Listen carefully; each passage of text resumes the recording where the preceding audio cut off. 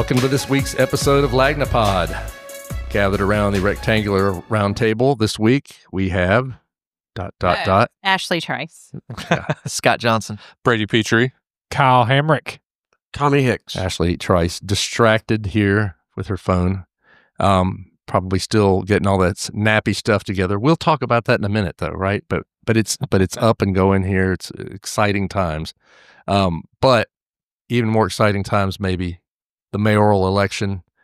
You spent some time, Brady, out at Cottage Hill Baptist last night, Singing hymns and learning about the issues. singing hymns, learning about issues. We had a mayoral forum, and all seven, well, let me say 6 of the 7 were Right. there. 1 was there in spirit, Yes.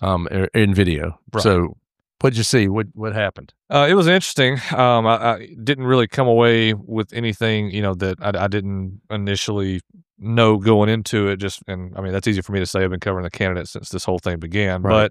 But Barbara Drummond, Representative Drummond, was not there, but she did send in a couple of videos with her opening and closing remarks. But all the other candidates that are still in the race were there. And the way the format worked, each candidate got 2 questions, and they ranged from infrastructure to relocating Mobile Metro Jail. But these questions had been sent to them ahead of time, correct? Correct. Yeah. Yes. The church had asked for the public to send in questions, and the pastor said that they took all those questions and kind of put them into each category for the topics, and then just went. And none of them got the same question, right? Correct. They each got 2 questions, Correct. but they didn't all have to answer the same kind of question. right? Yes, So- and what I figured out was afterwards is that the candidates knew the questions that might be asked of them, but they didn't know the exact questions So that they they were didn't know. going to get. I got you. Okay. They were given a list of the most popular ones. That I they understand. got. Okay. All right. But like I said, it was interesting, and it was also the first opportunity for a lot of candidates to really give their voice to a lot of these issues. Uh-huh. Because up to the forum last night, there hadn't been any kind of real opportunities, outside, obviously for lifelong politicians like Connie Hudson and Barbara Drummond, kind of what their stances are on a lot of Yeah. these more important issues. But for those like Paul Prine and Spiro, this was a good opportunity for them to bring their voices to it. And I thought Spiro had the best performance. I guess if you call it a performance Yes. during the forum. But I mean, he made a lot of sense in terms of he got a really odd question about improving education in Mobile, and that's Which isn't really the mayor's bailiwick. That's not the mayor's area. exactly Yeah, because I we mean, don't have yeah. a city school system Right. here. I mean, Yeah. I guess as mayor, you could push to create a city. Yeah, and I mean we've seen Sandy Stimpson meet with the Mobile County Public Sure. School System to address safety issues and things like that. But the question was focused more on curriculum and Yeah. how you can improve that aspect. And I thought he had a great answer about wanting to make sure every child in the city gets at least 1 year of pre-K education Yeah. before they go into kindergarten. So I mean that was interesting. I was kind of Stephen Nodine and Paul Prine kind of played their greatest hits of wanting to beef up the police department, really hammering on public safety and things like that. It was it was an interesting night, but again, everybody pretty much stuck to what they know best, and I Yeah. mean they played the hits for the most part. Nobody really got thrown any big curveballs in Exactly. that regard. Yeah. Yeah, it's nice to see. I mean, I would like to see. It's hard when you have so many people, I know, to do that. But and it probably will get as once there is a runoff. Obviously, we'll have whoever the final 2 people are will be grilled at these types of things. We'll have, a little more thoroughly, and they'll have to answer more questions. But it is kind of hard to get everybody. You can't get everybody the same amount of questions because you've got, if you give everybody 4 questions, you've got I would still be 28 sitting questions, there. right? Yeah, it's a lot. And so this morning, as we do this on Wednesday, Sandy Stimpson, Mayor Sandy Stimpson, endorsed Spiro Charigatis. Charigatis. Like the Greek Charigatis. goddess. Yeah. Yes. I'm Roman getting goddess. better at saying Or his just last any name. goddess. Any goddess, yeah. Not a surprise to most people, but it was something that's been whispered or shouted even by some that this is going to happen. It's going to happen, and it did. You were out there for that this morning at the Greer's grocery store downtown. The St. Louis market. Yes, the St. Louis market. owned by the Greer family, The which fancy Greers. The fancy the fancy Greer, Greers, schmancy Greer. which I love, and I eat lunch there every day. That's my plug for Greer's. The food's great. Oh, it is. But that hot bar is fantastic. the salad bar is great. But anyway, Yeah, we won't. sorry. We digress. But his wife is one of the family, the member of the family, the Greer family. So, so they did it out there. Did they say anything in particular? Did the mayor say anything in particular? There were a couple of interesting points, especially after when he talked to the media and everything. And I thought the timing of the announcement was pretty interesting. The day after the first forum, when hearing everybody, and Sandy was actually there last night. Mayor Stimson was there last night. He was kind of hiding up in the balcony where everybody else wasn't allowed to go. Do you get the feeling that he made a decision last night on who he was going to? That's what he says, that his decision was made. He was leaning towards Spiro, but he really made his decision last night after hearing from the candidates. I can't help but feel that he had already made his decision going into last night, and it just kind of solidified it after hearing from the candidates. But maybe that Barbara Drummond's videos could have swayed him. Exactly, they may have, or relocating the Metro Jail to the Happy Hills community for Batiste. Maybe that would have swayed him. I don't know, but I did think one thing that was interesting that Sandy mentioned is that there's been a lot of talk that there's essentially this quid pro quo thing where Stimson's like, if I throw my support behind you, whether it be Spiro or Connie or whoever, you keep on X number of staffers that are currently under my administration. I asked about that, and they both Spiro and Sandy denied that, saying that they haven't made any promises to any staffers. It's still a wide open thing, and if elected, he's going to go in. Spiro is, and look at who's doing their jobs, who's not, and who needs to go. Yeah. So I thought that was interesting. And then, one thing that hadn't really thought about up until now, the endorsement was the sorry, I'm getting sidetracked over. I know there's people having a different conversation. Exactly, here. Talking across the rectangular round table. Yes. But another thing, Spiro and Sandy kind of had a little bit of a back and forth a couple of years ago, where Spiro came out and called some of Sandy's, I guess, ranting and ravings about these criminals being allowed back on the street and being bailed out, and Spiro had called his complaints childish. Yes, but asked about that, and apparently they patched things up, relationships much better now. But I do think that's an interesting dynamic. We don't see a lot of times where judges or politicians come out and call the other one childish, and then make up and endorse the other one 3 years later. So I thought that was pretty interesting. Well, it's that endorsement is interesting. I don't really know what it means to the race. It's hard to tell. Obviously the second you put the thing up there, Sandy's greatest detractors immediately came out there and pooped on it, and then is that the right way to say it? Is that anyway? I think that's fair. Based on the comments that I read, pooped on it. Yeah, they pooped on it, and then they now of course the other candidates who've made comments, the Connie Hudson's camp was immediately very dismissive of it. Right. I know Jermaine Burrell wrote something. I don't know if we've gotten any other comments from others, but we have. I'm waiting on comments from one other candidate before I post a story, but they're all along the same lines of they saw this coming. Yeah. They I think saw this coming. Just the continuation of the same old, continuing the status quo, and who's going to be really pulling the strings. That seems to be the I'm curious that seems to be a theme I keep hearing is some unknown puppet master is pulling the strings, and that there will be strings being pulled. I don't know that. That's interesting, but when was it that Candace Cooksey went to work for his campaign? I believe it was late February, maybe early March, something like that.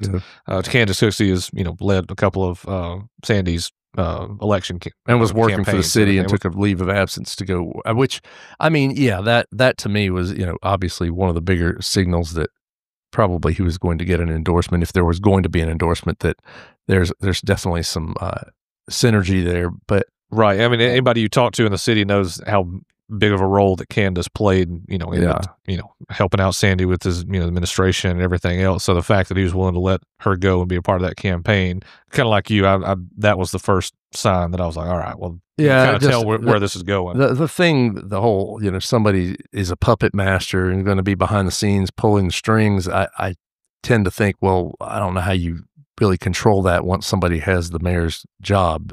How you puppet master them, but whatever. Yeah.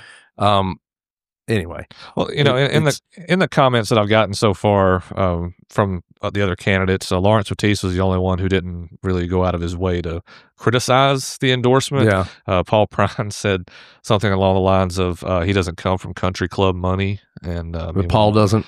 Paul doesn't. Yeah, Paul yeah. doesn't come from country club money, and he represents the common man, that kind of thing. So, Yeah. but Batiste is the only one who has not criticized the endorsement as of yet. I mean, to me, like one of the biggest takeaways from the endorsement is that, to me, it's kind of a slam on Connie Hudson. I mean, at the most, the strongest thing is because they've worked together for years now. I mean, she has been in the county commission. I mean, Lawrence Batiste was his chief of staff and his public safety director. Yeah.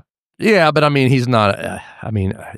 I don't think Lawrence is a very serious candidate at this point. I mean, I think of him as very unlikely to make the runoff. I think Connie it's Connie and Spiro, and in my opinion, probably at this point is Barbara Drummond are the three that have the most. I don't know. Maybe likely Jermaine chance. Burrell too. I think he'll. I still think maybe. I mean, I'm not certainly saying he's out of the race by any stretch, but I mean, I don't think that. I mean, he just looks like he's better organized and funded. Yeah, and I think his issue is I think he needs to show more local support. Because which granted, I dive into these finance documents. Not everybody does that, right. But most of his money's coming from the out of state. A lot of his technology buddies that he has, and there's everything. So I mean, I think if he wants to garner more support, it has to be here locally. I am curious about the timing of this, and granted, I don't think Connie had the best performance at the forum last night. I mean, she read a lot of stuff off of a piece of paper that she had prepared and everything. Didn't really come off as sincere. I am curious if she had a better performance, if Sandy would have delayed this announcement. I've never seen her. I don't know. I've never seen her be a very strong extemporaneous speaker. It is, but she's never been strong at that. I think it just magnifies it when you've got 5 other people up there. But I think it's pretty obvious that she has wanted to be mayor for a long time and has been talking about it for a while, and has been a county commissioner for a long time and a city council person. Mm-hmm. And for him to say, "I don't think you're the person," that's a I mean, especially when you look at Spiro and Connie. I mean, from campaign funding wise, they're the top two. Right.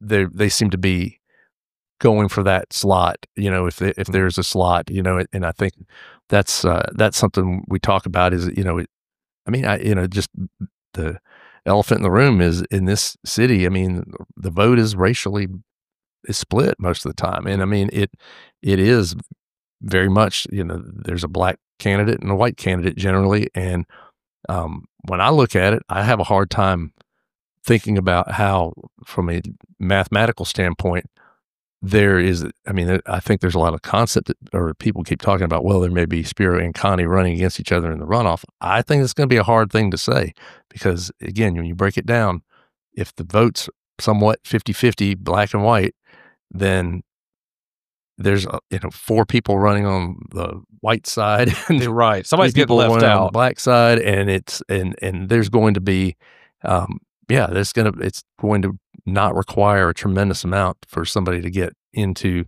the runoff. And I don't think you're going to have, you got to figure that even if Paul Prine isn't one of those top 2, he's going to draw some reasonable amount of voters. And so, I think that's going to make it much less likely that you see a Connie Hudson versus Spiro Cheragatis runoff. Yeah, no, I agree 100%. I would say, or I think you're probably going to see one of those two in either Burrell or Barbara Drummond. That's my guess in the general. But Hey, what other events are there lined up. Are they going to have a debate at all? Or There's another forum coming up, I believe, on the 20th of this month. I can't remember. I think it's at Dolphin Way Methodist Church. I'm not 100% on that, but there is another forum this month. I have not heard of any official debates as of yet. Forums like, I don't know, it's like a cakewalk. Well, it's also, give me the fight, the WWE in the hexagon. Let's go. It's just hard when you've got so many people. You know, I do think it's tough to have a real debate. You know, but it's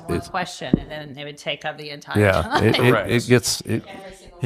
It's tough. But you know, I would be surprised if you see all 7 people make it to the election. I mean, make it onto the ballot. You know, I don't know when they print the ballots, but it's got to be, you know, at some point. When do you make the decision whether those people are going to be on there? We've already had one candidate drop out last week, and then, I mean, is Steve Nodine going to get a pardon? I don't know. You know, those things. Is Lawrence Batiste? I mean, he only raised what, a couple $1,000, $4,500. You know, that's hardly enough. Yeah. Of course, you know, there's not a lot of money in the race. I mean, 2 of the people are kind of sucking all the oxygen out of the room money wise. Yeah. And I think Barbara Drummond is now 3rd in money. She is. Yeah. And everybody else is kind of, you know, outside of, you know, the top 3, Spiro, Connie, and Barbara, everybody else is trending in the opposite direction. So that money is going to dry up pretty soon for a lot of those other candidates. And so we'll see what, you know, when they officially call it quits or where the line is. Anyway, well, it's starting to heat up a little bit. So we'll see how it goes. We're going to take a quick break, and we'll come back and talk with Tommy Hicks about some sports.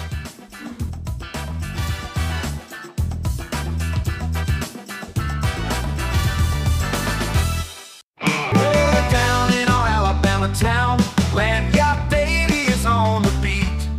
For just $6.50, it's all the news, keeping local folks in the loop. Oh, Lanyard Daily, every single morning, catching up on stories while the coffee's pouring. The local troops on every page, news for the folks of every age. It's just $6.50 a month for Mobile's daily news, Lanyap Daily. Get signed up now at lanyapmobile.com and help keep Mobile funky. Oh, down in our Alabama town, Lanyard Daily's on the beat. For just $6.50, it's all the news, keeping local folks in the loop. Oh, Lanyard Daily, every single morning, catching up on stories while the coffee's pouring. The local troops on every page, news for the folks of every age. And we are back with Tommy Hicks here, getting into the summer doldrums a little bit. School's ending, the things are, you know, but there's still stuff going on. We still got a few things going on. We had a local guy make his major league debut. We did. Blaine Krim, who had played at St. Paul's and also at Mississippi College. Baseball. He played baseball. Played baseball. Yes. I'm sorry. Go Choctaws. There's always one in the crowd. He was in his 7th year in the minors. Wow. And finally got called up. Is that an unusual amount of time to spend in the minors? That's an unusual amount of time. Yeah. Usually somebody has made a decision for you or you have made a decision. So it's not like Bull Durham. You know, it's not like, you know, Crash Davis is going to be there, you know, until he's 40. No, not likely. Not usually. That is very rare. Yes. And in fact, he was entering his 3rd season at AAA. Yeah. And we talked to him on the phone the other day, and we have a story in this week's paper on him. Just kind of like the emotions of finally getting that phone call, you know, and you're going up and to the show. They told him right before, like, batting practice and infield practice with the rest of the team around, which he said was really cool to find out with everybody, with all his friends. He calls his wife, and his wife FaceTime, their FaceTime call, and then she brings his parents onto the call, and he gets to tell them, and then his sister, and a whole kind of thing like that. The parents were actually checking into an Airbnb in Destin. Nice. And they just trashed it, of course, and headed back home and tried to get a flight to Dallas. He's with the Texas I was Rangers. going to say, who's he playing for? Rangers. And tried to get a flight. They couldn't get one, so they just hopped in the car and drove. Now, is he a starter? What is he? He started the first night he got there, which was, I think, last Thursday. I think so, yeah. I think How'd he that's do? Right. 0 for 3, first game. Okay. But he started at first base, played the whole game. All right. Family Okay. was there. All right. Everything was Very really cool. nice. Yeah, it's really good. I mean, it speaks very highly of him that had that kind of perseverance and stick around, and Yeah. you finally get that call. Is there anything in particular that got him over the hump recently? Hitting? I mean, he was a really good hitter. He was gotten batting better. .315 when they called him up Okay. in AAA. That's pretty good. Yeah. He had like 25 RBI in 28 games. That's pretty good. All right. So that's what they're looking for. Is they wanted to bring him up to find a little more offensive punch in their lineup Nice. that they weren't getting. Well, good deal. Good for him. That's exciting. That's a good exciting story for him. We've got some Hall of Fame issues going on here. We've had back-to-back Hall of Fames here. The Senior Bowl had their Hall of Fame reception on Sunday, and then they had their charity golf tournament on Monday, and then Tuesday night we had the Mobile Sports Hall of Fame. Speaking of baseball, Josh Donaldson, former player, was one of the 4 inductees. Ivan Maisel, sports writer, was 1, and 2 football players, Mark Barron and Rodney Hudson. That's a pretty good class. Okay. A good group of guys who went in last night at the banquet, and it's just kind of been that, that's award season time is going around, so we had a lot of that. John Gruden was in town. He went into the Senior Bowl Hall of Fame. And so it was interesting to talk with him. And good deal. Yeah. And then, of course, there's some track winding up. Yeah. So we got some big track news.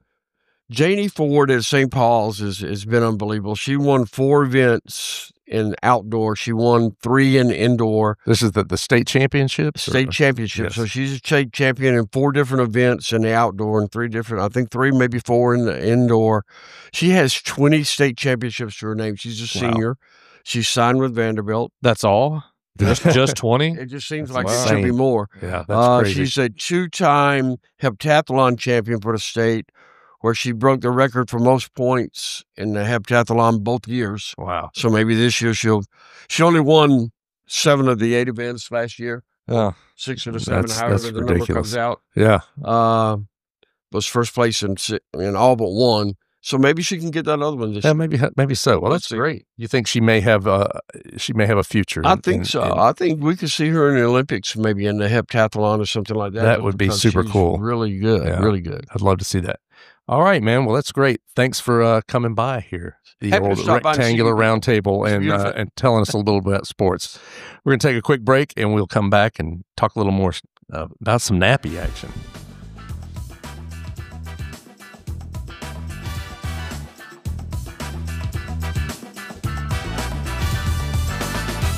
Just $6.50 a month for Mobile's daily news, Lagniappe Daily. Get signed up now at lagniappemobile.com and help keep Mobile funky.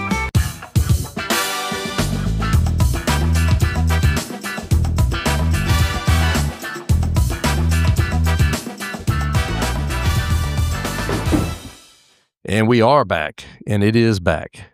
Nappies are back. The Nappy finals are back. The finalists are here. And you've been working, slaving like crazy person for the last several days. Ballot architecture, as I like to call it. Ballot architecture, putting all the stuff online for everybody to vote. Voting has begun today. Yes. Began at 3 p.m. on Wednesday. If you're listening to this on Thursday. Yes.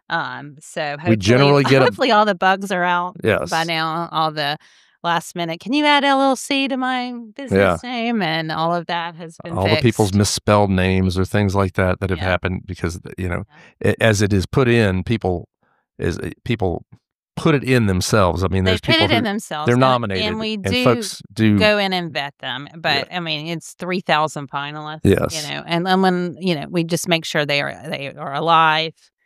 And that they do what they have been nominated for. Yeah, we try to do those things. Sometimes we may not know. Sometimes we may not know all their dark, dirty secrets. But we find them out pretty quickly. There's always people trying to spill some tea on some of these folks. Yes, like how dare you? I can't believe you're letting this person be in the nappies. They're terrible. I saw him kick their dog last week. We're not, we're not an investigative body. Yeah, we don't have cameras everywhere. We can't catch them. Nor do we want to be. No, not interested in that. We don't have subpoena powers. No. And we also can, and we cannot. We do investigative reporting, but not that kind. We're not on who's the super substitute. No, not. Hey, now, yeah, that's it. But nor are we checking certifications or college transcripts or we make sure that worried about people's love lives or any of the other things that have they come up. General just jerky behavior. Yeah, that's, as I like to say, if they're that big of an a-hole as, or X, Y, or Z, abuser, a-hole, philanderer, they probably, fraud. Well, they probably will not win anyway. Probably won't. Yes. But we will let we will keep that in the readers' But there are many people who are nominated. There are thousands of nominees. Nearly 3,000. It's hard to collect 3,000 people together and have them all be great. Yeah, we can't do a dossier on each. But the nappies, the vast majority of these nappy nominees are fabulous people. They are fabulous, yes. Fabulous people and businesses and animals. Animals, businesses. I heard some dirt on the cutest cat, though. Really?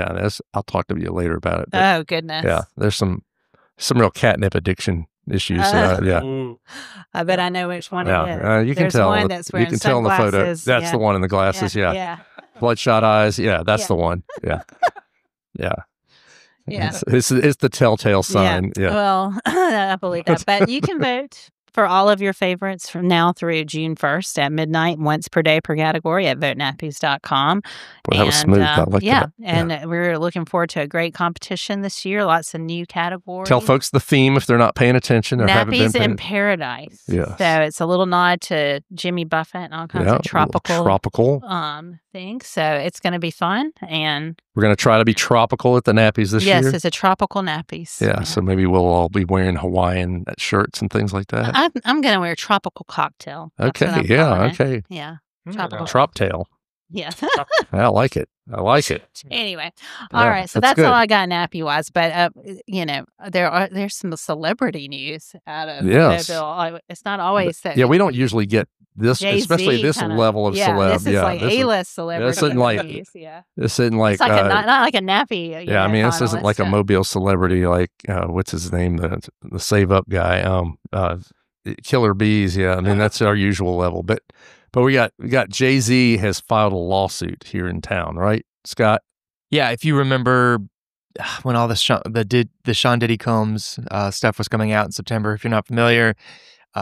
If you're not familiar, please wake up. Leave your home occasionally. Please move the rock that's on top of you right now. This is all related to. You've not heard. P. Diddy's in trouble. Diddy in trouble. Big trouble. It involves baby oil and big trouble. Anyway, so if you are caught up on those things, yes, on track. Well, Jay-Z basically is suing an Alabama woman, and Jay-Z was accused there was some sort of ancillary accusation, right? Yeah, he was pulled into the P. Diddy. Yeah, in the wake of the P. Diddy, he got sucked into the wake of this thing. Yeah, he's sucked into the jet engine of the P. Diddy accusations. Yes. Just how anyway. I don't know if that terminology is correct. Anyway, anyway, we're gonna get on track one of these days. So one of these days. Jay-Z has filed a lawsuit accusing the woman who accused him of raping her at 13 years old. Back in 2000. That was 2000. Back in the 2000. VMA Awards, 25 years ago. Yeah. This he's basically saying this is all false. This woman says she was a 13-year-old at the VMAs and got into this whole thing where she ended up at Diddy's house and she was raped. Yeah, allegedly raped. Allegedly raped. Yeah, and so basically he's filing a defamation lawsuit against her attorney team, some high profile attorneys, Anthony Busby or Tony Busby, don't know what he goes by, but he represents Tony. I believe it's Tony. Yeah, yes. Tony. So he's representing Deshaun Watson. He's representing people against Deshaun Watson, right? Yes. Yeah. He's on that level though, and he's suing other people and so he's sort of trolled in the wake of the Diddy thing. I believe maybe he put out ads saying, "Hey, were you diddied by Diddy? And were you? Did you get? I'm looking for people who had trouble with Diddy, and then this allegedly came out of that, looking for people, looking for victims. They were as soon as the Diddy allegations came out. Allegedly, this guy just hit a huge marketing campaign nationwide, Facebook advertising, had a hotline just to try and aggregate these claims. Right. This one comes out of Alabama. We don't know who the woman is, and we don't know where she lives. We just know that she lives in the Southern District of Alabama, which is like a 5-county area, including Mobile. Yes. So, they get their claim and they just kind of thrust it out forward. They name Diddy right off the bat. They sue Diddy and they name Celebrity A, Celebrity B. Right. Well, Jay-Z says that he then gets a demand letter saying if you do not settle with us for $10 million, at least $10 million. It was $10 million at least. 8-figure demand letter. Yes. We're gonna turn around and we're going to name you in our next amendment to our complaint. He refuses. Then they drop his name, and then the whirlwind begins. And Celebrity B was his wife, Beyonce. Allegedly, right? There was that came out was it was a world-renowned female music artist, right. Which Beyonce is the most assumed likely, yes. closest there. So it it all hit the fan over December, but once those claims came up in December and they did all these interviews, people started poking holes into almost all the stories. The lawyer got into a lot of legal trouble up in New York where they filed it because he's not he wasn't approved to appear in the court, and he was filing things under another attorney's credentials. Yeah. Got into a lot of trouble there. So basically, and the girl allegedly, the alleged victim made claims that couldn't have been true, like that she met certain individuals at the VMAs who weren't there, and things like that, stuff like that. So that case got dropped, basically, right? It dropped fell in apart. February. So that case got dropped in February, and now Jay-Z's coming back and saying, "You guys basically what it is. He's like, you guys messed with me and libeled me and said that and cost me money." Oh yeah, and so at least $20 million. So he's coming after more than anything. It sounds like he's coming after the attorney, really. Yeah, and I mean, again, the attorney's very, very well off. High profile in Houston. So he's not necessarily squeezing blood from a turnip in this case. There's some money there. So I mean, although I'm sure Jay-Z has far more. I think he's a billionaire, but he's got a little bit of money. He's taken this seriously, clearly. Oh yeah, so, and it's but it's right here at home. It's right here at home. Yeah, celebrity news. Hopefully, it'd be cool to see Jay-Z. I doubt he'd actually come down. It's one of those civil lawsuits. You just send your lawyer to go most fight likely. For He's probably got other things to do. But unless he gets subpoenaed for it, I mean, if they actually go to court, he probably will be subpoenaed. But you never know. Anyway, it's a fascinating story. It's one of those things that popped up yesterday, and we're like, wow, this is we don't get this kind of stuff very often. So no, we don't. We're here to share it with you. Well, that's all we got for this week, folks. We will be back next week with the next episode of Lagnapod. Thanks for listening.